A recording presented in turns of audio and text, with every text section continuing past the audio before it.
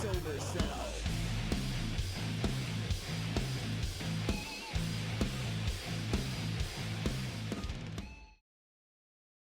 Ladies and gentlemen, finally, this is the first ever episode of Sober Cell, the podcast that offers sober support to anyone who needs it.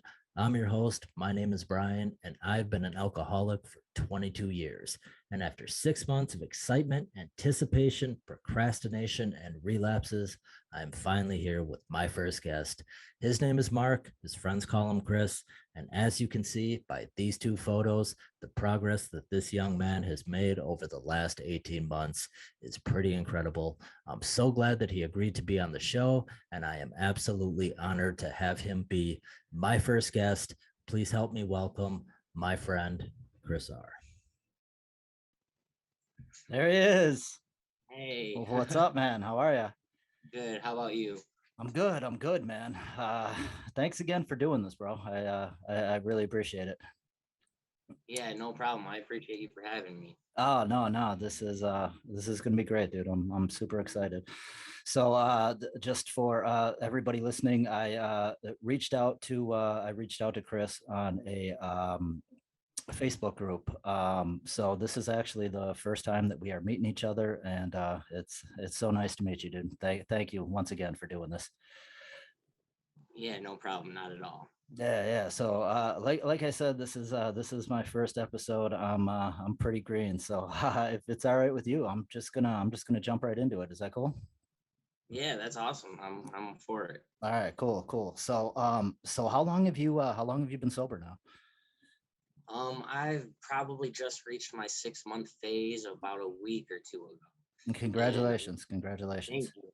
Yeah. I appreciate it. And to tell you what, from where I was at 6 months ago, it's insane how much progress you can make when you drop something that's actually taking control over your life. Yeah, I It's bet. it's insane how, the opportunities and the possibilities that come forward after you drop Yeah. the demon. Yeah. No, that's awesome. I mean, like I said, alcohol is my vice. I've been struggling with that for. I mean, I'm 43 now, and right when I turned 21, bro, I mean, I knew I was gonna have a problem. Once I could go to the liquor store and buy it myself, Yeah. I knew that I was gonna have a problem, and here I am, man, 22 years later. And I mean, I'll be honest, man, I've been sober since the 11th, dude. I was sober for a while before that, and I relapsed after like 4 months, and I was so disappointed in myself. The next day you just feel so shitty about yourself, physically, emotionally. And I just wanted to hear somebody talk about it. You know what I mean? Like I tried to find a podcast where just people doing what we're doing. You know what I mean? Yeah. And I wasn't able to find it, and that's where I came up with the idea for the show. And I promised myself that I wouldn't do the show unless I was completely sober. And that was just like my trigger. You know what I mean? Like I just kept thinking to myself, well, you can start the show tomorrow, but you can drink tonight. Yep. So what was it that you struggled with? My drug of choice was methamphetamine, and Okay. it's crazy that you had said you were beating yourself up because you had tried taking a path to recovery and then you had recently relapsed. Well, it's Yeah. funny that you had said that because next month it would actually be my Mm-hmm. year mark sober. I was in a program for 5 months. It's called the Life Recovery Program here in Battle Creek, Uh-huh. and honestly, they're the ones that opened up my eyes to everything. Right. To dropping it all. Like it's a year long program. The Uh-huh. first 4 months are critical. It's Uh-huh. all constant therapy and digging into your past. And Mm-hmm. come to find out, like when I like paid attention to that, Yeah. it's crazy what we give up for that in that life. The extent we'll Yeah. go and the misery we tell ourselves that that's the way of life. Yeah. That's what we want. Yeah. Well, I had left the program 5 months into it. I was doing good. I got my first job. I'm getting money. And then Mm-hmm. this female messaged me on my phone. Oh, okay. said I could move in with her. She would help take care of me, this and that. So I move in with her, and come to find out, the trailer she was in wasn't even really hers. She was getting Mm-hmm. evicted. The water ended up getting shut off. Mm-hmm. So I had to look for a place on top of third shift, on top Mm-hmm. of fighting addiction. Yeah. It was just all crashing down on me at once. And then she had offered me an Adderall, which had started my addiction in my past, Mm-hmm. being prescribed Adderall. Sure. And then once I had taken the Adderall, it just like my past, it's like clockwork. I lost my job after that. I Uh-huh. went to straight to meth, lost my job. I Uh-huh. ended up in jail, Uh-huh. and I had to start from square one all over Uh-huh. again. I was Yeah. able to bounce back a little faster this time because I wasn't stuck in the hole Uh-huh. for so many years. I climbed out a little bit within that program, but Mm-hmm. thank God I'm understanding now. Yeah. Yeah. Sometimes relapse is a part of recovery. Yeah, no, absolutely. Was she using too? Like when you Yes. moved in, she was. Yes. Okay. Okay. Yes. And I wasn't aware of that fully. When I Uh-huh. had first moved in, she wasn't using it in front of me. Yeah. But as time went on, I was able. I Yeah, there were bottles laying around, Yeah. capsules laying around, and Yeah. I took it to the next level. Like always, I can't. Yeah. I can't. Once I start, I go full fledged into it. Yeah, yeah, no, that's exactly how I am too. Like if I'm not the kind of person who can just, go to a bar and have a beer and be done with it. You know what I mean? I can't I can't have a glass of wine at dinner and stop. You know what I mean? If I have a glass of wine, I got to have at least a bottle or two. And if I don't, dude, like I go straight into panic, and it it's hard, man. It's hard, You know, So, how many times did you seek treatment? Like, was that the this first is time? that was my first time. This is Mm-hmm. like so last year of September Mm-hmm. was when I had entered the program, and that was the first time I wanted to get sober. And Sure. my dad himself, he's also a great man now. He's had his own past demons. He's Sure. overcame addiction. He's Sure. actually grounded his own church now. Oh, that's awesome. Yes, he's somebody that I look up to a lot. And Yeah. Yeah. he told me, he said, don't use it as a crutch, but every now and again, relapse does happen, and Right. that's what it takes to realize that that's how quick you can lose it all. Sometimes some people have to realize to go that route to understand that that's not the way of life. Get Right. that Right. one mess up and said that one time, but after that, there's no Uh-huh. excuse. Yeah. Right. Right. When you went into that 5-month program, was that you wanting to do it, or Yes, was it? me. I was Yeah. under a bridge, man. I was Uh-huh. under a bridge, homeless, by myself, nowhere to go. And I got that's the other crazy thing. When I was 18, I was diagnosed with schizophrenia. Okay.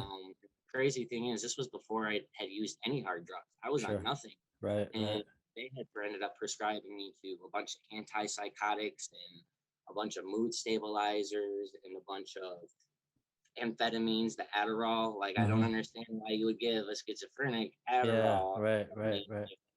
but that was before any drug use, so there was no like flags on my name or anything. So they were just giving me all different types of cocktails Uh-huh. throughout my life, and it's just even that is insane. Like, because people will tell you that I need to depend on those, but now I don't take one of those meds. Really? That's awesome. That's awesome. No, Yeah, yeah. I mean, I never got too crazy into prescription drugs, but like if I was drinking, and someone offered them to me, like honestly, dude, I'd go in the bathroom and chop it up. You know what I mean? And like, blast it up my like, nose. Like, yeah. yeah. I mean, I can't really explain it. I never really. Once you're out there, it's like you're already in it. So now you're gonna Yeah. take it to the fullest. Yeah, yeah. Oh, yeah, yeah, yeah. My ex-girlfriend, my youngest daughter's mother, the second time I hung out with her, um, we went to a bar, and I was bartending at a place, and I was working with a guy, and he was getting off before me. And as he's leaving, turns, I didn't know him very well. And he turns around, he says, "Hey man, do you do drugs?" And I was like, depends on where you're going with that. Like, I smoke weed. Why? What's up? And he was like, oh, well, I got a couple pills and I'm only going to take one of them, And I was like, okay. I was like, what do you got? And he was like, "Oh, they're called Klonopin," and I had never heard of them, you know. And I was like, "What is that? What does it do to you?" He was like, "Bro, it'll mess you up." And I was like, "All right." I was like, "All right, cool." So I put it behind the bar, and then as I'm leaving, I was gonna go meet her and her friend. We were gonna go to a bar together, and as I was walking out, I remembered that the pill was there, and I went and I grabbed it, popped it in my mouth, and went to the bar.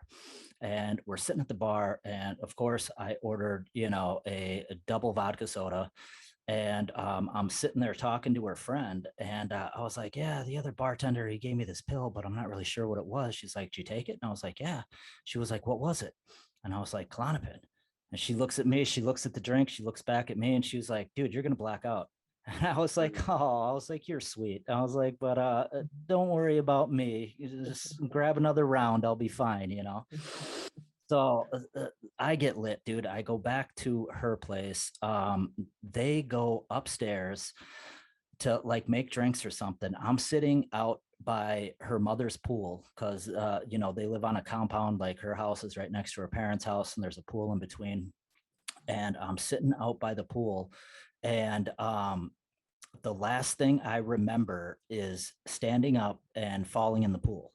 And mind you, it's the middle of October, you know. So I remember pushing myself up out of the pool, and then I completely blacked out, and I got naked, dude, in the middle of October. I took my clothes off, went shivering through her yard. Her and her friend come out and see me walking naked. You know, this is just from what I'm told. But the next morning I woke up and I felt great, dude. You know, I was like, wow, I'm surprised I'm not hungover. I'm sitting there, I'm going to the bathroom, I'm taking a piss, and I'm like, where are my boxers? That's weird. Whose pants are these? Where are my socks? I'm sitting there, I didn't really think too much of it, you know, and I had to go to work. So she gave me a ride to work, and I like purposely wasn't really saying anything to her because I had a feeling in the back of my mind that I did something really stupid, you know. And she drops me off at work, and my shoes were sopping wet because I fell in the pool. So I walked across the street to a Goodwill, bought a pair of white tennis shoes for a bartending job. And as I'm walking in there, I just had a feeling like, I think I got naked last night. I don't know why, but I feel like I got naked. And I called her and I was like, "Hey, I was like, so I woke up with, probably your brother's clothes on. Did I like get naked last night?" She was like, "You don't remember anything?" And I said, "No." And she was like, "Yeah, you were walking around my yard naked, and you fell in the pool, and we dried you off and got you dressed and put you to bed. And 10 years later, man, we have a kid together." But That's a crazy stuff. It is uh, crazy. You had said it started when you were younger, around 21, right? yeah, yeah, And it's crazy. It usually addiction. It usually starts when we're younger, and people don't realize it's because of what's around the world, what's projected. You know, the yeah, music. Everyone's talking about getting messed up yeah, and getting laid and doing this and yeah, using and yeah. versus making what the right thing to do is cool, like building and this right here, talking, Right. communicating, Yeah. Right. Right. to build. Like Hmm. that's all polluted when Hmm. you are young. Like that's not what they try to show you when you're young.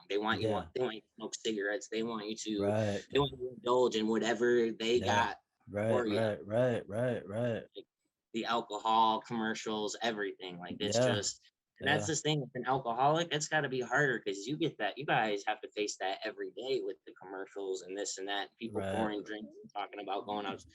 Me myself, it's hard to watch certain movies now when I see people using because Hmm. it's kind of a trigger for sure. It Yeah. definitely is a trigger, and it's kind of makes me nauseous. I know where Hmm. I've been and how low I've been. I've been in the gutter of the gutter, and we both have. That's what Yeah. addiction does. Right. It's Right. insane. Like it's crazy how young it starts and how it forms. You Oh know, yeah. it's Yeah. it can happen to anybody, Yeah. anybody that's had a great life, great parents, great morals, great Yeah. anything. It's capable Absolutely. of anybody when you Yeah. least expect. Yeah, absolutely, absolutely. I mean, do you still like have trouble with other triggers? Like, I mean, do you have friends that still use or That's my problem in life right now, man. I'm not gonna lie. It's my life is very lonely right now. I've had to Mhm. cut off a lot of people. Mm-hmm. And I'm not gonna lie. In the beginning, when I was out of the program, going through sobriety, working all, getting Mm-hmm. back in shape, Mm-hmm. I would go and try to keep some of the female relationships that I had that were toxic back then from other females that had used, Mm-hmm. and just for like an outlet. Mm-hmm. And man, the stress that that put on me, just even dealing with them, all they care about is drugs. They don't Sure. care about if you're there, this or that. And I don't know why I would put myself through that. Right. Then it got to a point where I was just like, dude, I just gotta stay home. Like I just gotta chill by myself, because like I Right. can't do that. That, like I said, that itself gets me nauseous. If just watching something on TV, it Mm-hmm. gets me that way. Mm-hmm. Person is a whole new story, and that's kind of like an addiction itself. Like I'm sort of kind of chasing it. I was, if I was still trying to be around it and I wasn't fully ready to cut those people off. Yeah. But I realize now I can't do that. That's too much on me. Birds of a feather flock together. That's how it Yeah, goes. yeah, yeah. I mean, there was I had, so many jobs over the years, especially at nightclubs and just bars in general, where I could basically drink as long as I didn't puke. You know what I mean? As long as I could keep my shit together, like they really didn't care. I had I worked at a nightclub in downtown New Haven. Right up until the pandemic. And when they were training me, because I originally started as a barback, and they trained me to be a bartender. And I remember my boss, literally the first thing he said when we were training, he was like, "Look, I don't care if you drink, just make sure you can work." And I was the only one who was kind of like, "Oh shit," because I mean, that was just like, my invitation to basically drink as much as I wanted when I was at work. Right. And, we used to, especially when I was barbacking too, that was even worse because it was on the dance party nights, like we would go behind the bars. There would always be a shot waiting for us. You know what I mean? Me and this other barback had this routine where when we got off, there was a back bar in the back by the pool table, and there used to be a keg cooler back there, and it would always be open. There wasn't a lock on it. So the Mm-hmm. two of us would go out to do the floor, and we'd both have our brooms. One of us would set the broom down, go in the back, do a shot of Rumplemintz, because all the cold Yep. liquor was in the cooler. He'd come Yep. out, grab his broom, I'd put mine down, go back, do a shot of Rumplemintz. I'd come out, he'd put his broom down, go back, do a shot of Jaeger. Come out, I'd do the same thing. Then he'd go back and do a shot of Black House. Mm-hmm. We would both do 3 shots right at the end of the night, on top of the probably 10 to 15 shots that we had throughout the night, and then I'd go driving home at the end of it, dude. Like it was so stupid. Like, I feel like you probably lost track where you were at within those shots as well. Like I know on the drive home you were like, now how many yeah, can I yeah, go back in there? Like yeah, I'm paid to yeah. drive now. Yeah, like even if I was bartending, I always made sure that I had one of the shirts with me because it said staff in huge letters on the back. You know what I mean? Mhm. And we had like New Haven cops that would come out and kind of monitor the front of the building, and our boss would pay them cash at the end of the night or whatever. So, we were cool with a lot of the cops. And there was one night that I got pulled over. It was right on the Yale campus. And I went by their gymnasium and I took a right turn on a red light. And dude, before I knew it, I got lit up. And he pulled me over. And you know how those cops leave you sitting there for a few minutes before they come Yep. up to the window, and I'm just sitting there Yep. looking in the rear view mirror, and the rear view is just spinning everywhere, dude. Hmm. And I'm in my girlfriend's car, and I was like, oh my God, here it comes. Like, here's my first D dub, she's gonna Yep. freaking kill me. He comes walking up, and he's like, hey man, where are you coming from? And I was like, I just got off work. And I could hear myself talking, and I was like, oh my God, dude, like I can't even talk, you know what I mean? And Mhm. he's like, all right, license and registration, I give it to him or whatever. He goes back to the car, of course, leaves me sitting there for like 15 minutes. I'm literally just shaking. And he comes walking up to the car, he hands me my license, and he was like, we do a lot of work with you guys, get home safe. And I was Mm. just like, oh my God. And dude, my hand was shaking as I shifted it into drive. Like I was so scared the whole, ride home. Yeah, I got that's home so crazy. and I did the shit the next weekend. You know what I mean? Like, That- yeah, that's insane. That's funny that I kind of have the same story. When I had got pulled over this last time, when I had relapse, mhm, right at my 6 month mark mhm, last time, yeah. um, I was driving to work and it was dark out. I had worked third shift at this time and I Uh-huh. was following the GPS while I was on drugs. So Yeah. I'm all over the place trying to like turn Yeah. where I'm supposed to turn and I'm Yeah. causing like unwanted attention. And I thought I was okay going down back roads. Right. It Right. just following me for a while, but it didn't have like LED lights. They were like older car lights. So I figured it was just a regular Yeah. car. And I Right. would have got flipped forever ago, Uh-huh. like way back if it was a police officer. So I really wasn't paying attention to who was behind me. I was just driving Right. sporadic. Right. Well, next thing the lights go off and Mhm. I got the pipe right in my door. Yeah. Well, on top of that, I'm already a second habitual. So I also in my gas tank, I had 37 grams of Mhm. methamphetamine. Oh, That's so wow. so I Wow. had that all divided up and separated too. Uh-huh. If I would, so when he was searching my car, well, he had came up, approached the window, asking me all the questions. Obviously, you look a little paranoid, Mr. Rob. Have you Yeah. taken anything today? Da da da, this and that. I've been doing this a long time. I know how to recognize the signs. Uh-huh. And we went back and forth for a little bit until he pulled me out of the car and said, and it was crazy because he had been spinning me in circles, and it was crazy how when I look back on it now, he knew what I Yeah. was doing. I Yeah. thought I knew what I was doing, Yeah. and I just played right into his because he kept asking me, he's like, so is there anything in the car that I need to know about? Am I able to Mhm. search it? I said, no, you can't search it. Mhm. I don't know what's in the car. My friend's tote is in the back car in the back seat. I don't know what's in that tote. That's not mine. Yeah. He was like, well, I think I'm gonna have to search the vehicle anyways, but are you gonna let me know if there's anything in there? Because if we come to find out if there's anything in there, we're gonna have to it's gonna be a lot worse for you. If Yeah. we Yeah. have Yeah. to, we'll get a warrant. Sure. And I was like, all right, I'm not gonna lie. I think there's a pipe in there, but it's his, da da da, this and that. Yeah. And Yeah. he was like, so I'm gonna search the vehicle now. And then I backed up. I was like, no, Mhm. no, no, no. You can't Mhm. search the vehicle. He was like, Uh-huh. well, you already told me there's a pipe in the car, so now I can go in the vehicle. And I was like, oh, damn. He's totally playing with my head. Yeah. Yeah. Yeah. Goes through it. He goes straight to the pipe.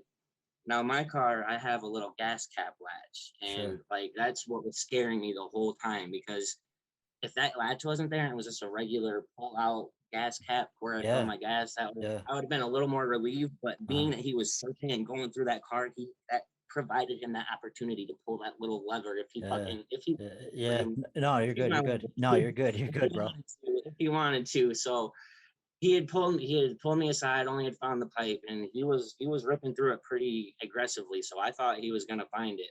Mhm. So as he came to me and read my rights after he already grabbed the pipe, I started already freaking out. I was on Yeah. my way to work.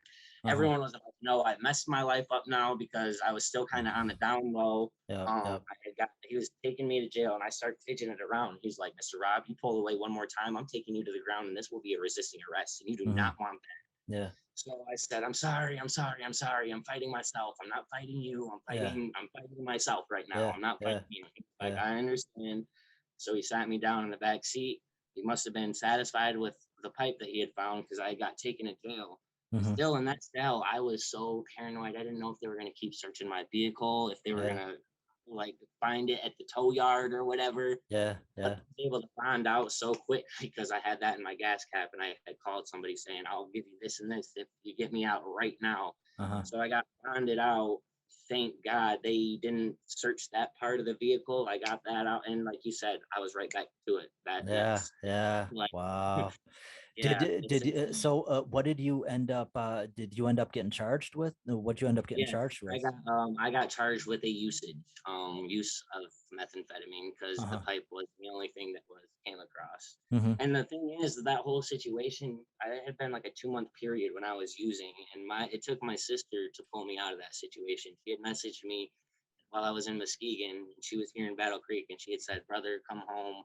Mhm. Um, just calm down. I'll feed you. Come watch a movie. Da da da. This and that. I'll do whatever you can to calm you. Smoke a joint if you have to. I just want you to sleep. I Uh-huh. want you safe. And Yeah. I read that message and I was already feeling guilty about seeing like not being around my family. I'd been seeing them post Mm-hmm. get-togethers and everything as I was out there in my mess, and that was Mm-hmm. breaking my heart. So when I had seen that message, it was like kind of like a message of relief. Mm-hmm. And it's crazy because like 5-10 minutes after that, a female had walked in and wanting drugs, and I had almost pushed that away. I said, "Can I come tomorrow at Mm-hmm. least?" Yeah. And she was like, "No, you need to come here now. It's now or Uh-huh. never." And Yeah. I swallowed my pride. I gave about a quarter ounce, maybe a little over of drugs. I just gave it away, and I hopped in my car and I left. I gave everything I had away. And Uh-huh. that was a lot in those Yeah. Right. days. These days, Yeah. Right. Right. I mean, were you selling too, or yeah, that was okay. because I'd seen two sides of it. Okay, most of my addiction, like 8.5 years, the whole time I had really been at the low fiend level. Okay, Mm-hmm. so when I went to this LRP program and I had gotten a job and I was making really good money, Mm-hmm. somebody at my job while I was, because after the 4 months you can start to work and you have to go back to that program after work every day though. Sure. But there was a guy at my new job, Magna here in Battle Creek. Uh-huh. He had offered me he had offered me a great deal that I had never heard before, and I Uh-huh. was all over it like white on rice. I had the money in my bank, so I Yeah. was buying ounces once I had Right. the opportunity to, and that's what it never works. It's all Yeah. the same. Really Yeah. high, Yeah. low, it's all bad. Yeah. Yeah. No. I remember, man, the person who had the drugs, man. That's who everybody wanted to be around. Yeah. That's who everybody wants to be friends with. And that's Um. crazy because that's how I survived most of my life. When I was given my social security check for schizophrenia at 18, that's how I survived. I knew if I had a bunch of drugs, people would want me around, and I was able Mhm. to sleep wherever. Mhm. As soon as the drugs were gone, But I in bet. about a week or two, then I was out searching for shelter wherever I could, whether it was under a bridge in an abandoned building. And it go into wintertime too.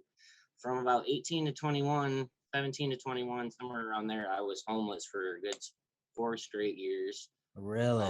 It was, yeah, all bad, man, And, all and bad. so you say Battle Creek. So you're in Michigan? Yes, yep, Okay, because I mean, I'm in Connecticut now, but I'm originally from Minnesota, dude, and I know that those winters are brutal. yeah, You know, yeah. I I remember just being in a building one time, killing time, just standing still, trying not to, because every time I would move for some reason, my bones would cringe. I was just yeah, trying to gain as much heat as I could, was shaking and standing in one spot. Yeah, man, and it's crazy that that's the way I thought life should be lived. I thought hmm that was life, hmm and it's really not because I mean, yeah, I chose it, but I wasn't shown another way. Maybe if I was shown a different way from a younger age, you know what I'm hmm saying? hmm I could have pulled a lot quicker, but that, that's what the world we live in. Everybody enables that. yeah, It's yeah, getting worse, I feel like, as time goes on. yeah. Oh, absolutely, absolutely. And how did you originally get started? Like, I mean, did you start partying with your friends, or was it the actual medication that the doctors It were was the prescribing you? actual medication. It was when I was 18, I don't know what happened. I had a big mental break.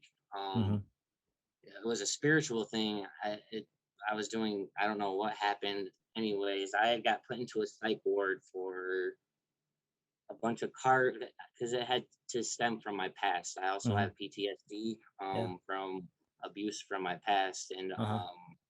so a lot of that was reenacted or just coming out at that time, and Uh-huh. people were, I guess I wasn't sleeping. This was without drugs. I wasn't sleeping, I wasn't eating, I Uh-huh. was on no drugs at this time, and I was just caught up with what my past, because I kind of had a traumatic past as well, but Uh-huh. that's what gives me strength in this recovery, is to Yeah. look back at how hard and how far I've come, how Yeah. hard I've to get Yeah. here. Yeah. Yeah. But Yeah. yeah, it really did start with the prescriptions. Really, I mean, before that, yeah, I would drink and smoke a little weed, but like hmm once I was prescribed the prescriptions, that's when it all took off. Right on. Have you? I mean, have you got into weed too? Because I know, like for me, I mean, I had to go like completely sober, and it's funny because when I actually quit smoking weed, it had just gotten legalized in Connecticut, and I thought Right. I would, never see the day where, I mean, right now, if you get, I mean, they're switching it over. They say it's going to take like a year until it's like, recreationally, it's completely legal. But I mean, right now, if you get caught with an ounce or less, you get $150 fine and that's it. I think they probably Right. take your weed, they give you $150 ticket and send you on your way. But I mean, I guess with this thing, everyone has this is a touchy subject for me. Me and my mom, we kind of got into it mm-hmm, the other night because I mm-hmm, had talked to her about being on this podcast, and she kind of made a little dig at me. uh-huh, You're sober, and that I don't know why that really hit me. uh-huh, Out of all the prescriptions and injections, antipsychotics, mood stablers, things that I've been put on mm-hmm, since I was 18 till now, till 6 months ago. mm-hmm, Um, and I've always been told going throughout these processes, there I have a chemical imbalance. It has to be filled by something, da da mm-hmm, da, this and that. mm-hmm, Well, I don't take any of those medications now, and that was 10 plus medications plus an injection every month. mm-hmm. And that injection would mess with my eyesight for the first 2 weeks. Okay. Uh-huh. Everything would be blurry. And once I had figured out that's what it was, and I told them, they toned down the dose and it went Uh-huh. away. So that's exactly what it was caused by. Uh-huh.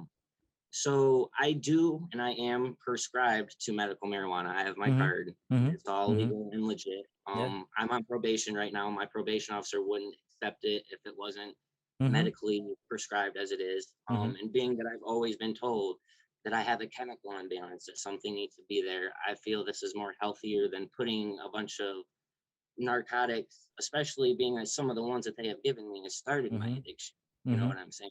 Mm-hmm. This is all herbal, and I do it the best I can to try and do as less into. I don't smoke all day. I'll smoke when I Yeah. get frustrated or at night, and that's it. Yeah. And I Yeah. honestly, I quit smoking cigarettes a year ago. I Uh-huh. don't smoke cigarettes anymore either. I'm not. I don't like the smoke thing. Yeah. Yeah. I'm trying to switch to edibles too. I'm Mm-hmm. not. I'm doing the best I can with my Yeah. physical health to try Yeah. and just keep progressing, and because Yeah. it feels great. Yeah, I love yeah, yeah, yeah, yeah. No, I hear you. Like, I mean, I've always loved weed, dude. I still love weed, but like, my problem is when I have it, I just smoke all day long. Like, I right. literally, I wake up, first thing I do is get high, and then I just basically maintain that high all day. I mean, I would smoke like almost an eighth every 2 days. You know what I mean? Right. When I was trying to control it, I would just buy like a dub every day, try to stretch that out. Oh, I'll quit tomorrow, quit tomorrow, quit tomorrow. And I mean, that's where the And I'm not problem. gonna lie, it is come to it over. I mean, I'm not gonna lie. I started smoking marijuana when I was 11. Mm-hmm. But there is a little bit of a dependency there. But Yeah, yeah. if I wasn't taking this, Mm-hmm. then I would have to take Seroquel because I do have bad insomnia, and I take Mm-hmm. that's what I was taking. Besides this, was the Seroquel to help me go Mm-hmm. to sleep. Sure. It's really hard to regenerate in the morning on Seroquel. Seroquel is I bet. very heavy. It's an Uh-huh. antipsychotic and a tranquilizer on top of that, or a sleep Right. medication. Uh-huh. But it's just a heavy med that I would have to take that would also include all these other side effects and Mm-hmm. possible threats to my health, Mm-hmm. aside from what I know is what I'm going to get with this. Yeah. I Yeah. don't like it to be a crutch or anything. Mm-hmm. I don't mean for it to be like that. But if it wasn't this, people are going to Yeah. push pills all day. Yeah, yeah, yeah, yeah. No, I hear you, dude. I hear you. I totally hear you. I started smoking weed when I was 14, and I used to go see my dad every other weekend. Him and my mom got divorced when I was like 2 years old. He moved to Texas, and then I didn't see him until I was probably 11, probably about 10 or 11 years old. He came back, and he would start taking me every other weekend. At first, he would just take me to a hotel for the weekend. And then he moved back and bought his own place. He got married, and I would still go to his place on the weekends. And I remember when I was in ninth grade. He had said to me once, he was, because I knew that he smoked pot. At first he tried to hide it. He would go in the bathroom or whatever, and um, Right. he'd go outside. But I knew what he was doing. And I remember he said to me once, he was like, if you ever want to try, if you ever want to try smoking pot, you just do it with me. You can stay at home, we can get high together. And, that way I know that you're not running out with your friends. Just keep that in mind. I was like, okay. So then the next time I went to his house, 2 weeks later, I was like, gee, Dad, I think I want to try smoking pot, and Right. I had smoked pot with a friend of mine from school once before that, but I didn't get high at all. Like I smoked a joint with him and I didn't feel anything at all. And when I smoked with my dad, um, those fathers, man, they get that crazy dad weed. You know what I mean? I smoked a joint with him, dude, and I got so high. Like I went in the bathroom. I threw up a couple times. I laid down on the floor for probably a good 10, 15 minutes. And then he started, pounding on the door. He's like, hey, you okay? I was like, yeah, I'm fine.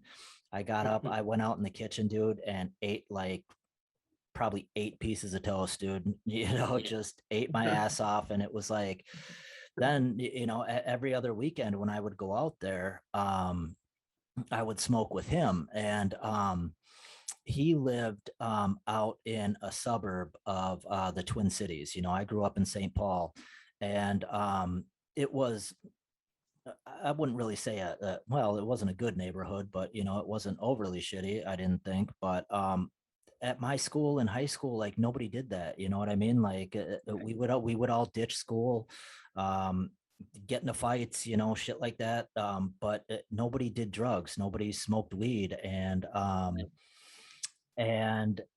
I had gotten to a situation where I was in the wrong place at the wrong time. I left school one day. We had football practice the day before, and the coach just killed us. And a friend of mine said on the way home, he was like, I'm not going to school tomorrow, because his mom didn't care what he did. You know what I mean? So I got to school the next day. He wasn't there, and I knew that he was at home. So I tried calling him from the payphone. He didn't answer, and I knew he was there. So I just left. And as I was walking to his house, I saw a cop coming up the road.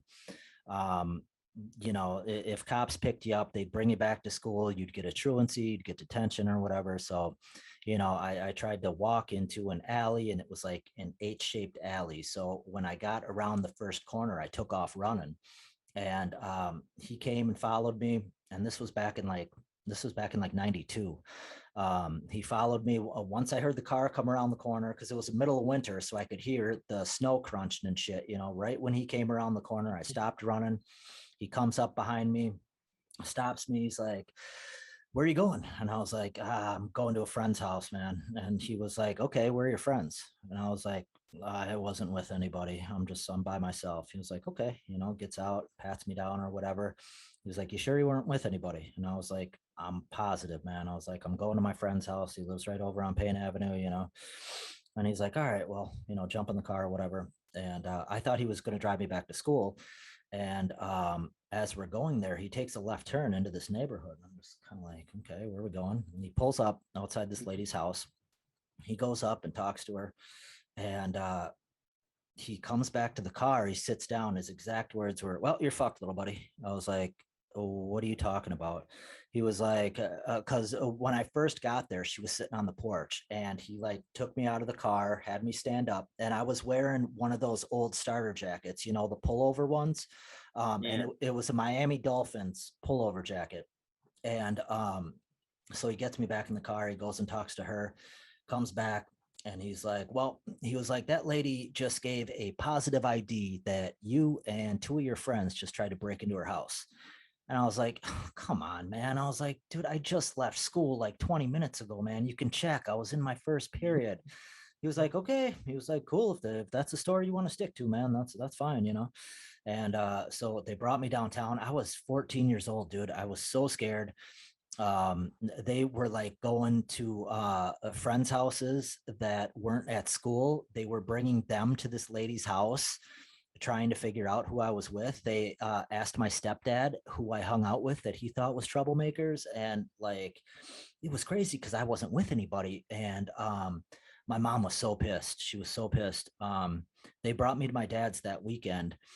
And right when they picked me up from the police station, they brought me straight to my dad's house. And he sat me down in the kitchen, and he was like, listen, I don't want to hear any of your bullshit. You are not moving until you tell me what really happened. He was like, I don't want to hear it. He was like, until you're ready to tell me what really happened, you're not moving.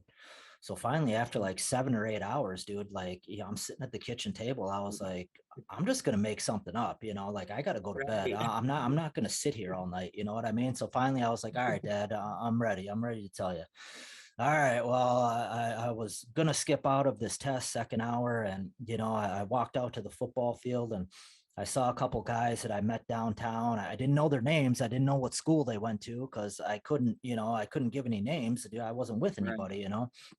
And I just figured, all right, I'll tell them the story. I'll get some sleep, and tomorrow I'll just be like, yeah, sorry, I was full of shit. And the next day, they brought me back down to the police station, and they made me tell the police this story. And in front of the cops, I just stuck with it. And everybody was just like, oh yeah, yeah, no, I understand. You should have just said something. And I'm just like, oh my God, how are these people believing this story? Because it was the biggest bullshit story.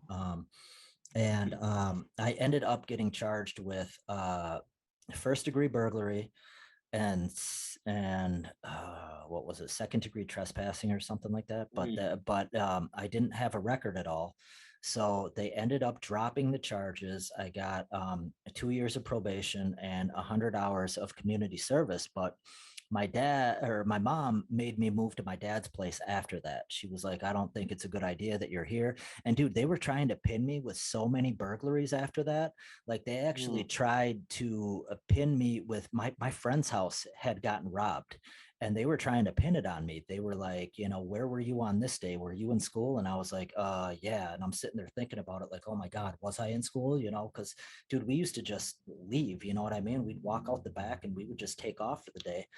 And I was like, oh my God, was I in school? And I was, thank God. But excuse me, she made me move to my dad's after that. And once I moved to my dad's, everybody did drugs, dude. Like I got to the bus stop, there was people smoking weed. There was people, people would be on acid at the bus stop, like going to school tripped out, and I'm just like, oh my God, like what is this? And I didn't know anybody. So, I was trying to make friends. And of course, the first friends I made were, a bunch of Right. potheads. And I mean, that's where everything started. I mean, not even really the drinking. The drinking didn't get bad until, like I said, until I turned 21. But What's sad is like, this is my experience. When I look back, I've come to understand this because I grew up around a lot of my family as well, are addicts or recovering addicts or yeah, still me too. drinking. Me too. Yeah, so Me too.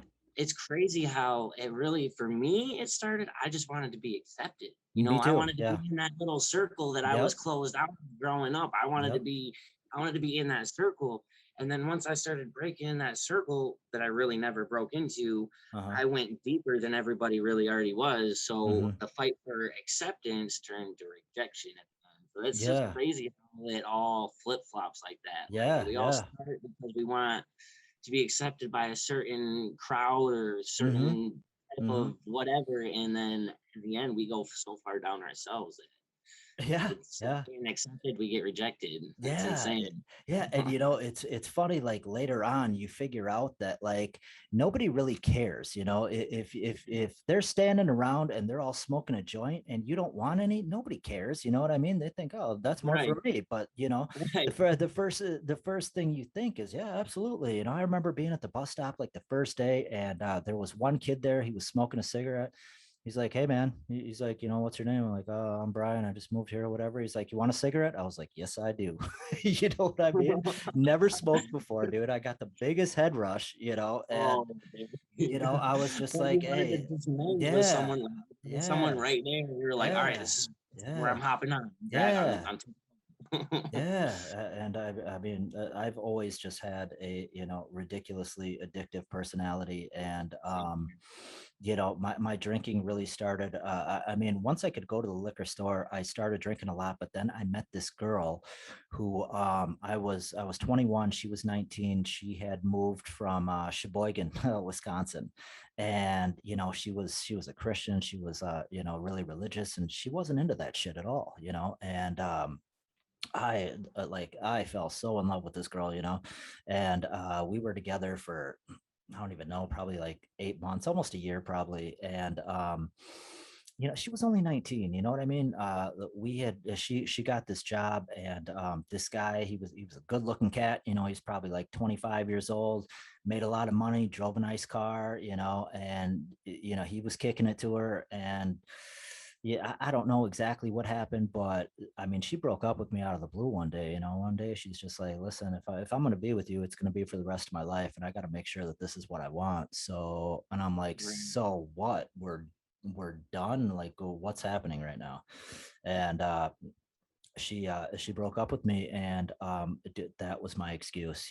Like the first couple nights I sat up thinking about her. I got it in my head that I couldn't sleep, and I was just like, you know what, fuck it, I'm just going to drink myself to sleep, and that's the way it's going to be. And Yeah. I got stuck in that rut for years, man. Man, I'm not gonna lie. I've had a heartbreak like that, and it's sad. I've had really only one solid, legitimate relationship in my life, and I ruined it myself with my Mm-hmm. usage. And when I Mm-hmm. look back on that, it breaks my heart so much. But Mm-hmm. I put the things that I was putting her through too. I mean, it was a two-way street. It was toxic both ways. But Mm-hmm. my usage definitely didn't help at all. Especially if I would have stopped it, definitely things probably could have gotten better.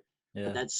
I'm 29 now, and that Uh-huh. was around my mid 20s, right after high school, even Yeah. maybe. Yeah. And just seeing this, that's the only time I've really felt love from another human being. And the Mm-hmm. fact that I had everything at that time, before I started going farther down. I had a house, I had a job, I had her, and Mm-hmm. I was taking care of her kid as much as I could. And Mm-hmm. then things just started. I don't know. We slowly started to part ways. I started using. She started taking weird hours after at work, Mm-hmm. and one thing just led to another, and we slowly just split. And that hurt me. I literally probably just last year Mm-hmm. got over that. Yeah. That's it lasted. That hurt lasted for a long time. My Right. usage, my hard usage from that probably went on maybe for like a good 6 months until I Mm-hmm. fell off and ended up in a psych ward or something. The crazy thing is, man, with me and my addiction, I'll go as hard as I can, but I'll only be out there for a few months at a time until I get caught up and in jail or in a psych ward. Mm-hmm. I'm really have never been an all day, everyday user. I mean, I Mm-hmm. I try, but Mm-hmm. once 2 or 3 months are in, something happens, and I get caught up somewhere, and Yeah. I end up paying for it for too Yeah. long. How many times, if you don't mind my asking, how many times have you gotten locked up for your drug use? Just 2 times. But now for if you with the psych ward, being institutionalized, I could probably say about 6, 7, 8. I've been out of state in institutions. I've been into state institutions. I've been into some very corrupt, dirty institutions where there was a lot where they were giving me my Adderall still in there, and that Mm-hmm. was only like you don't do that in those places. There's just it's crazy. It's Yeah. crazy Yeah. where you're where you will take yourself, how far you'll let yourself drift because Mm-hmm. that's what you think you're worth. Mm-hmm. It's insane, and the state will take advantage of that too because honestly, kind of a number on you have a number on your head. That's a price for them, whether you're locked up in jail or in the psych ward. Regardless, that's a price for them. They're getting paid. Yeah. And I mean, honestly, like, I mean, their job is to prescribe you drugs. You know what I mean? Like, their job is to, Yeah. get you hooked on something that you're gonna feel makes you feel better, and you can't live without. Yeah, Because man. The that's some of the psych wards I've been in were worse than some of the jails that I've been in. I'm not Mhm. even gonna lie. Like you said, they give what they do is they put a bunch of people in a room and they're giving everybody a bunch of different drugs. And Mhm. they sit back in a bubble, that's what they Mhm. call it, the bubble, and they watch everybody Mhm. how Mhm. like lab rats, Right. exactly like lab rats. Right. And it's just insane. Like and Mhm. the things like because there are some corrupt ones that do not do things by the book at all, the Mhm. things that they get away with in there is Yeah. insane. Like Right. Right. crazy. Wow. I mean, were you able to, like, times when you were put in a psycho ward or you had to go to jail, like, were you able to get sober while you were in there? You know what I mean? Um, Like, did you? yeah, psych wards, no, never in a psych ward. They're gonna give you something, Mm-hmm. especially when I went in coming down off something. When I was 18, not on any drugs, and I had that title already, and they had labeled me that, and it didn't Yeah. matter if I came in for drug use at all. They're gonna put me on Thorazine, or it doesn't. They're gonna do whatever they can to numb me, to stop me from moving, talking, anything. And There's been times where I've been taken into the hospital, chained to the bed, mm-hmm. stripped my clothes literally cut off. I Mm-hmm. mean, yeah, and I was screaming and freaking out, but it was because of the way that they were acting, like being chained to a bed, taking scissors off all my clothes. I remember one of the nurses had walked in, they were like, "Why'd they cut your clothes off?" Yeah. I'm just sitting there with this sad look, chained to a bed, naked, like Yeah. Right. I Right. don't know. And I mean, do they like actually force you to take the drugs? Like, I Oh mean, yeah, dude. If you don't take them, the longer you're gonna be there. You're just really? gonna say you're resisting their treatment. You're resisting their help, and the Wow. more combative you are, the longer you're Yeah. gonna stay. Wow. Wow. What was it that like I mean this last time when you entered the 5 month program, um, Hmm. what was it that like it just made you it just made you say I'm done? Like I have to stop. You know what I mean? Like, Yeah. Um, it's really because that when I went into that program, as soon as you go in there, they give you your bed is made, you get a hmm hot meal, and they hmm just show you the benefits of life without drugs, and the the shit that I had put myself into with drugs the whole time. There's never, even when I had a lot of drugs, my hmm situation, my settings were still crap. Like it hmm was all still hell. Like it didn't matter how much I had. That honestly made it worse. The right. more that I was, um, but just the conditions that I would put up with drugs, and then when I had went into that program, just the benefits that I had noticed from life, and then the little things that they would little phrases like addiction comes to see, kill, steal, and destroy hmm everybody's life. That's what addiction does. hmm Just, just little things. I don't really know how to put it into perspective, but hmm just to show that these struggles and these conditions are better than those struggles and those hmm conditions. And hmm I honestly, if I I've just seen the I don't know how to explain it really. Just hmm knowing that there's worse out Yeah, there, yeah, and yeah. And so you had the one hiccup 5 months in where you left and you know you went to live with the girl or whatever. And how did you end up back? Like, did you go back into treatment or did you just quit I on your own or? that's when I was out in Muskegon, and my sister had sent me that message. Okay, As okay. she was Uh-huh. pleading for me to come home, begging Uh-huh. me, and Uh-huh. I had kind of felt like God had opened a door. And hmm as soon as he did, the devil was right around the corner. This female had walked up Yeah. to me and was like, "Can you get me this?" And like was Uh-huh. trying to act all pretty. And she's like, "Maybe you'll get lucky tonight too." And I Uh-huh. text my sister right back. I was like, "Can I come tomorrow?" Yeah, yeah, no, I hear you. I hear Like, brother, no, it just doesn't sound like a good idea. You should come now. And I you. was hmm like, looked at my bag that I had, and I literally gave it away, and I walked out. Wow, really? And then Yeah, you dried out at your sister's and yep, drive yeah, right out at my sister's. Yep. yeah. And then I had gotten caught with that usage hmm and that whole situation that I was dealing with. So being that she had taken me, I was able to take care of that legal situation the way I was supposed. I should have called them, hmm followed up with them. hmm So now I'm on minimum probation. I see her once a month, hmm and honestly, I'm doing better than I have in a long time. But I thank God that that door was open. Like I said, that Yeah.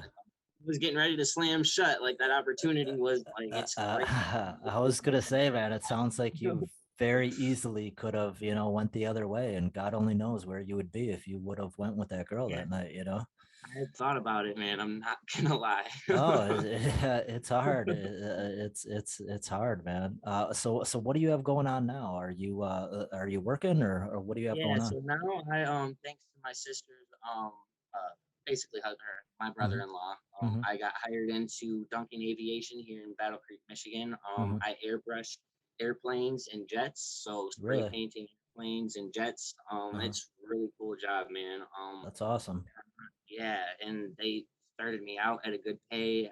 I've only been there for 60 days, and I've already gotten a raise. In Mm-hmm. 30 days, I'm due for another raise if I keep doing well. Mm-hmm. So I just the that too is I stay sober, and the more that I strive to do better, and the little think doors that do open, that is so Yeah. much more worth it than where I have came from. Like just thinking that I never was gonna make it. I never thought I would make it out of that. Mm-hmm. So now Mm-hmm. that I'm here and that I can look back on that, I just know that's not.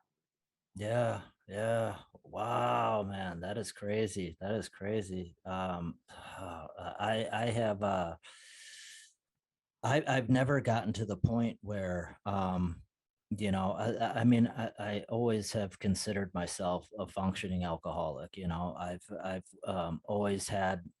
I've always liked to have at least two or three jobs. I don't like to spend, too much time in any one place, but I mean, there were so many times where, especially, working at the nightclub, I'd work at my day job. I'd get done at like 3 o'clock. I would start drinking really hard until like, I'd say, oh, I'm going to lay down at 5 o'clock. I'd have to be to work at 8.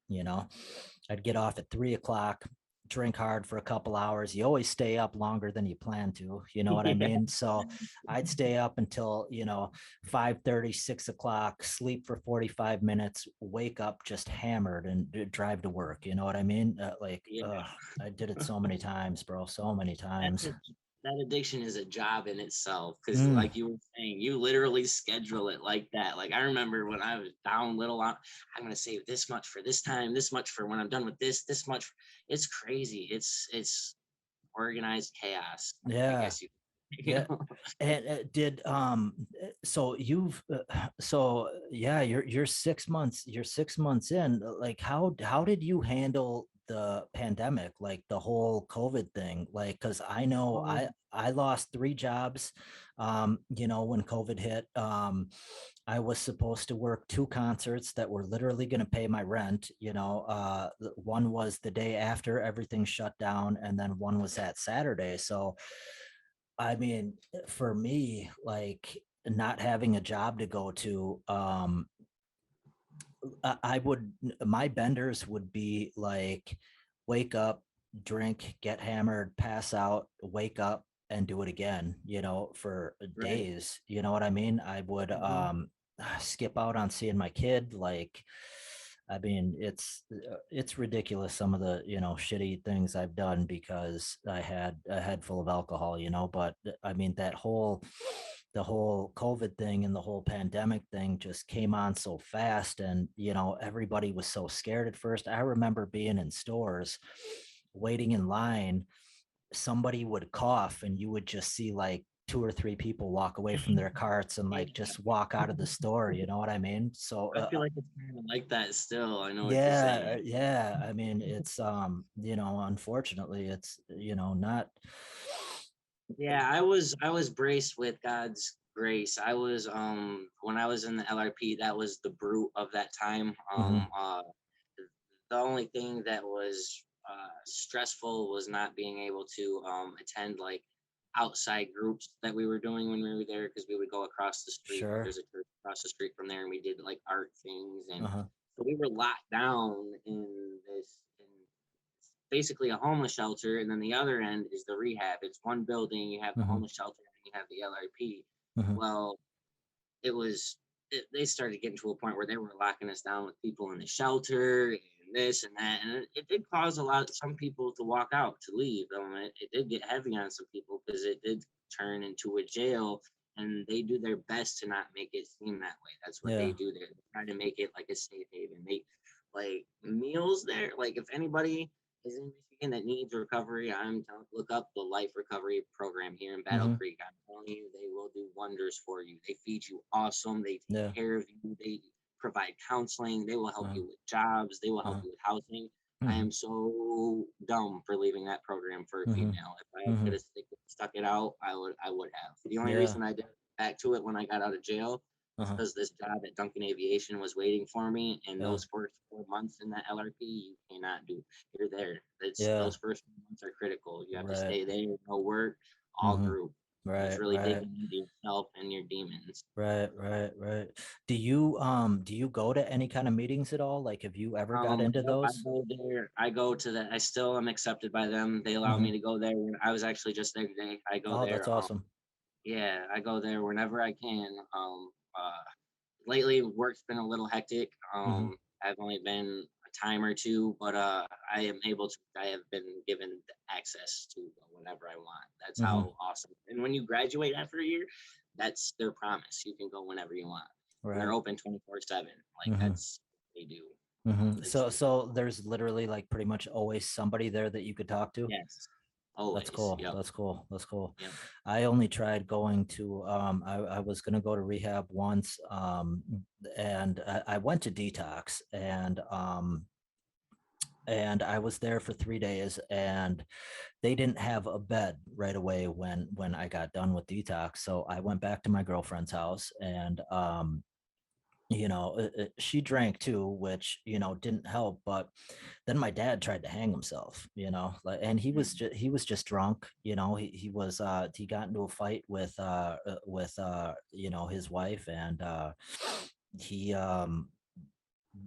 just did something stupid. And so I picked him up, from the hospital and brought him back to live with us. And I focused all my energy into making sure that he was okay. You know what I mean? He was still going to work. And when he got home, I would spend time with him and make sure he didn't want to drink. And by the time he left, I didn't want to drink anymore at all. I was done. I went 3 years without drinking at all. And I was smoking pot the whole time. Um, but then I moved out of my girlfriend's house. Like we had broken up, and I got my own place. And I literally just one day just started thinking about it too much. I remember sitting on my couch, and I remember I was watching TV, and I remember thinking, oh, maybe I should drink tonight. And I was like, oh God, no, I don't want to do that. That'd be stupid. Like, it's been 3 years. Like, why would I want to drink? And then Right. as I'm sitting there longer, I'm just like, well, I could probably drink tonight. It might be fun. Watch a couple movies, get drunk, and tomorrow everything will be everything. And it quickly turned into every day again. That's what's scary. I feel like sometimes the longer time that's under your belt, that's sometimes the more dangerous it can be because maybe Yeah, I don't want to get complacent and be like, I can do a little of this and be okay and do because I'm not gonna. I've had a couple of offers to go to a couple of raves and concerts and this and that, but sure. like you had said, I know what I can and can't do. I can't Yeah, do that. Once right, I start, right. you're not pulling me Yeah, back. I'm going full fledged into it. Like if yeah. I'm starting Saturday, I'm gonna be up till next Saturday. Like, Yeah. Right, right, right. No, I hear you. I hear you, man. So I don't, this is really cool, man. This is exactly, what I've been trying to put together. Like, this whole conversation that we're having is very therapeutic, man. I have, wanted to be open and, talk about my struggles, my problems. And it's like, unless you're talking to somebody who has really, been there. I mean, I know, yeah, the substances that we abuse are totally different, but at the same addiction is time, always like the same thing. yeah, yeah, exactly. Like, an addiction's an addiction. And Yeah, I mean, I am just, I'm so grateful, dude, that you're willing to do I'm this. honored. I'm Uh, honored you would uh, reach out to me. It yeah, means a lot. no, and I didn't know, like, I didn't want to do any, shows with my friends, because, even there's a few of them, that I know that I'd have a good conversation with that. But, I feel like, I don't know. I just, I know. I kind of know what you're getting at. You wanted to spread. You wanted to see because you know their stories. You kind of know your friends a little bit. You wanted to. yeah, Because yeah, it's when I went into the life of the LRP. That was the cool thing. Like whenever we have a new group come in, that's the cool thing about that too. There's only a certain amount of people they let in. hmm, So when new people like you, it's cool to reach out to people that are going through the same thing as you. Because sometimes, like you said, you do feel alone and you want to Yeah. just know. For me, myself, that's why I felt so blessed that you had reached out to me because I had Hmm. said a little while ago, my life right now is I'm alone a lot just Yeah. because I had to cut those Me people too. off. Yeah. Me too. Me And too. it sucks, but it's worth it. I'd rather be by myself, Hmm. doing okay and progressing by myself than Hmm. hanging with them with the potential to fall back. You Absolutely. Yeah. I mean, jump into work and like I said, I'm only, God, what is today? The 15th is, I mean, I've only been sober for like 4 days, dude. And it's, like the urge for me to drink like hits me so fast and so hard. It's like, before I can even really try to talk myself out of it, I'm already standing in line, like know? Right. it's hard when I live above a store. I can go downstairs and I can buy beer, whenever they're Right. open. There's Well, always a strong tool that the LRP that I still use to this day. It's I don't know the exact name for it, but I know there's 7 minutes. If you give Mhm, yourself 7 minutes of distraction time, you mhm, can bypass that urge. mhm, You're gonna fight it for 7 minutes, but try to change your mind for 7 minutes, whether it's playing a video game for 7 minutes or reading an article for 7 minutes or what sure. do something for 7 minutes to switch that and it'll be gone. And Mhm, you wouldn't think of it, but mhm, like honestly, it'll be like 45 minutes after I already had started something. I'd be like, mhm, I just killed that a little while ago. I forgot that that was mhm, even a thing mhm, 45 minutes ago. mhm. Like it's powerful. The And mind. what are some of the things that you do? I mean, do you jump into a video game, or I mean, like, I listen to a lot of motivational speeches. okay, Motiversity, okay, they help me so much. I uh-huh, love motivational speeches and music. Music's a big thing for me too. I listen to mhm, a lot of music that deals with people going through struggle. His mhm, name's Struggle Jennings. He's like mhm, a country hip hop artist type thing. But sure, I listen to a lot of artists that they themselves speak upon mhm, addiction and self progression, whatever it may be. I try to keep from that negative party scene type of music because mhm, that can affect somebody's mind. That can give me thoughts that I don't need. You know what I'm mhm, saying? And mhm, try to keep it as pure as possible. I'm not perfect. I have my own demons, but I yeah. do the best I can to battle them every day.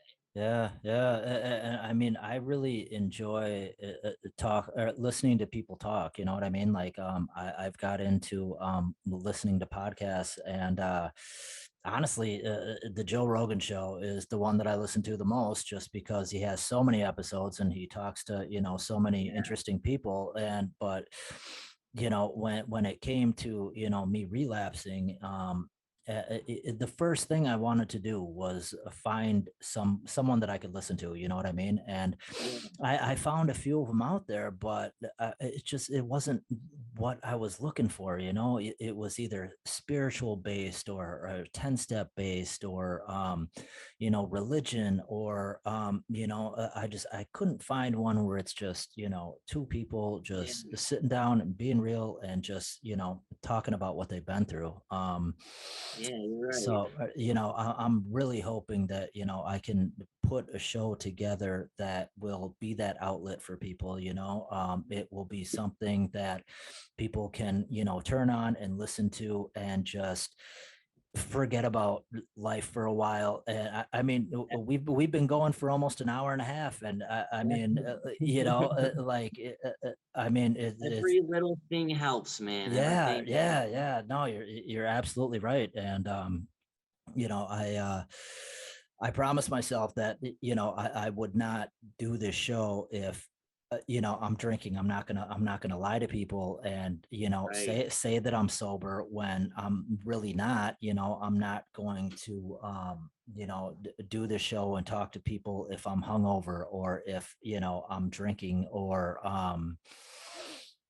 so I don't know, man. For me, That shows that you know where you need to be. You know what you don't. It's them yeah, demon. It's crazy how they can just surface sometimes, man. But like yeah, yeah, you can get a hold of me anytime. And like I said, every little thing helps. yeah, Like yeah, one of the Motiversity videos. I don't know if you've ever heard of Motiversity, but it it talks about all digging into yourself and bringing out that no, that deep warrior in you to fight And, all and, those. and where do you find those? On YouTube or YouTube? YouTube. Yep. Yeah. Motiversity. Okay. Yes, and Okay. I love them. Yep. Yeah, yeah, that's awesome. Because I mean, dude, I haven't been able.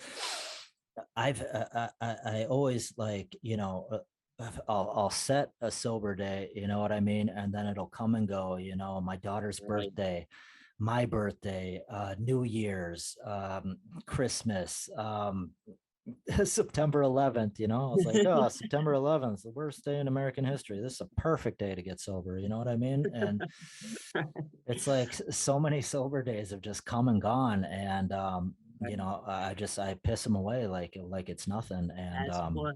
Yeah, I know what you're saying. I realized that 2 or 3 years ago, I had looked in the mirror and I was like, I've been doing this for over 5 years. I just sped through my younger 20s. Like I was shocked. Like I wasn't even mhm, paying attention. Like I realized how old I was when I had started, how long I had been doing this, and I'm like, it felt mhm, like this yesterday. I hopped on board. Like I was yeah, ashamed. Like it's yeah, crazy. But like we were like that this group thing where you had found me and you had seen me on that. mhm, Like I said, every little thing helps. I yeah, posted that on there because I was fighting.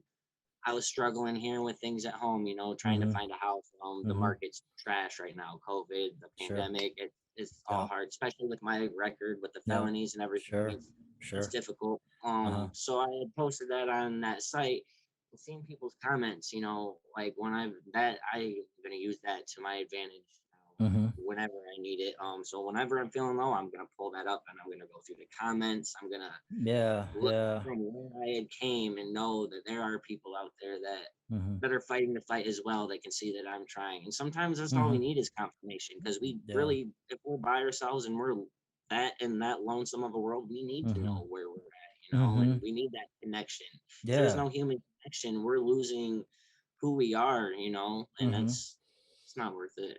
Yeah, because I mean, like I said, when I reached out to you, I had reached out to one other person too, and she never got back to me, and it's totally understandable. Like I said to you, the first message I sent you, like if you're not into it, it's totally cool. I understand if I don't hear back from you. Like I wish you the best with your recovery. I don't, I don't want anybody that I reach out to for these conversations to think that I'm trying to do. I'm not trying to make you talk about anything you don't want to talk about. I'm not trying to make you look stupid. I'm not, I have so many stories, where I've been a complete asshole, and I will, I'll be the first to talk about it, laugh about it. And I just I mean, I really think that one group is the best way to go about it, because you read posts from some people and you can just tell that they're real. You know what I mean? Yeah. Like reading your Yep. post, I knew that you weren't fake, and you weren't like, because there's some on there where you're just like, wow, they're full of shit. You know what I Yeah. mean?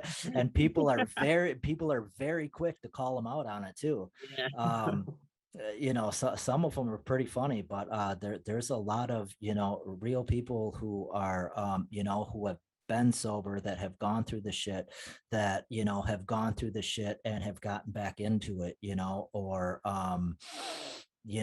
have never been able to get out, and they're scared. You know what I mean? And Right.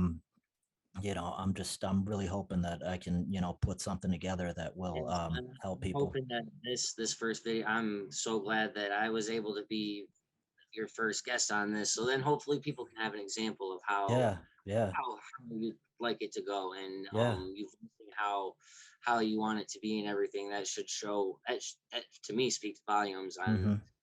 that's the way this world works. Yeah, yeah, Man sharpens man, iron sharpens iron. yeah, Like yeah. diamond. Before you clean a diamond off, you have Uh-huh. all the things you have to put it through. Like you have to nail that grit out. Yeah, You have to clean yourself. yeah, yeah, This- yeah. Things like this helps a lot. It's Yeah, very yeah. like Yeah, very I'm hoping so. And like I said, dude, I'm very green. I don't this is my first episode. I don't know really how to start these things, how to end these things.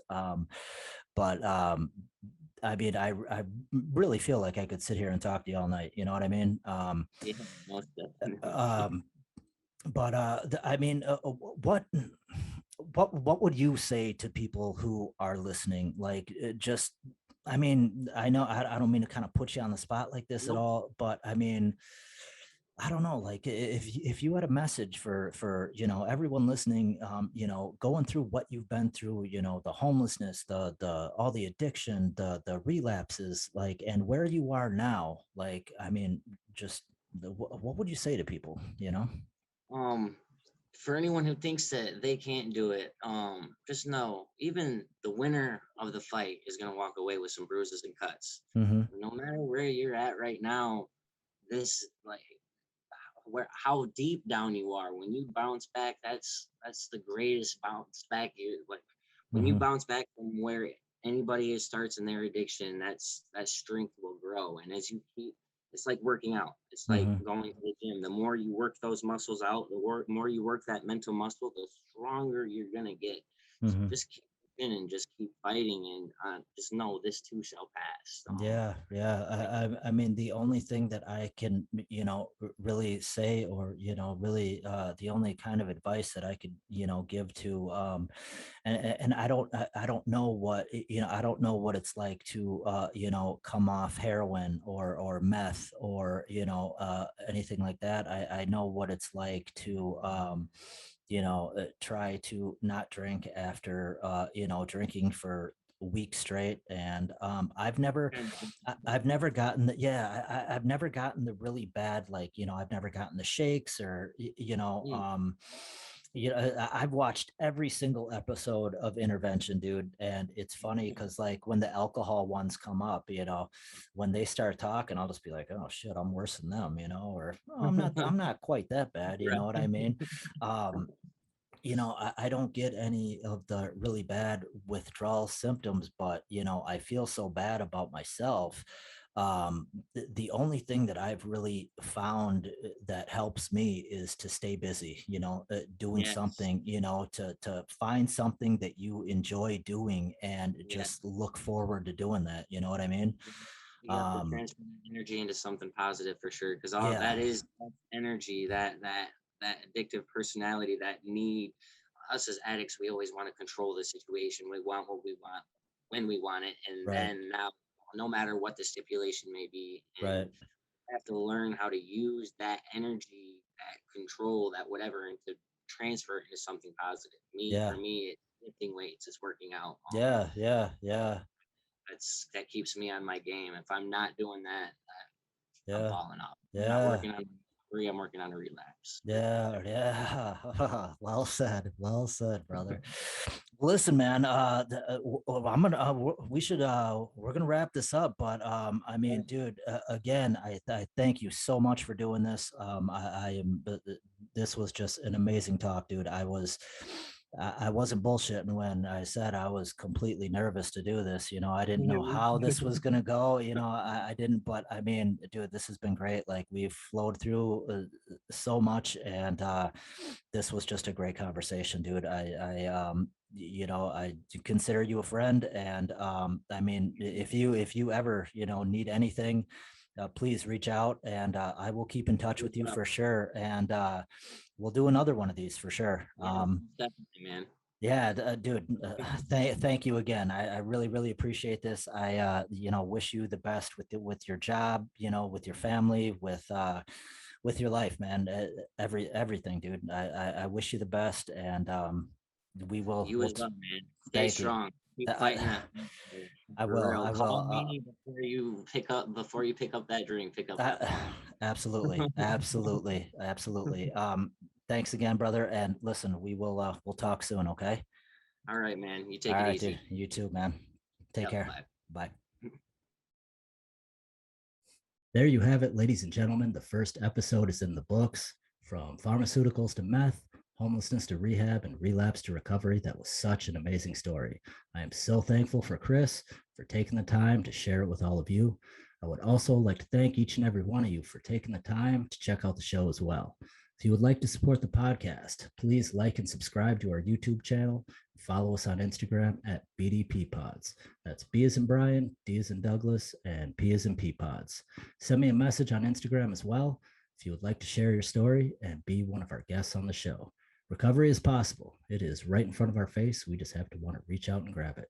Says the guy who's been sober for less than 24 hours. It's not funny. Until next time, please stay safe. Try to stay sober. Have a good night, everyone. Ciao.